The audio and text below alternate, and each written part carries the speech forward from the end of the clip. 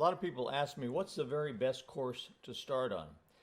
Well, that's kind of a loaded question because it depends what your goals are. If you want to learn piano very thoroughly, then I would say take the crash course. Take the first lesson of the crash course, and then you'll proceed step by step.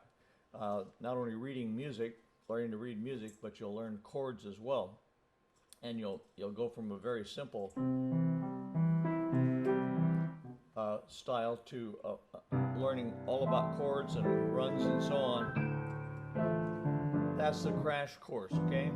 If you just want to learn to read music, for example, then I have a course called How to Read Music in One Evening, and obviously that's designed to get you up and running quickly.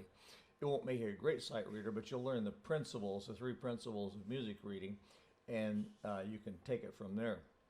If you just want to play piano by ear, I have a course on how to play piano by ear.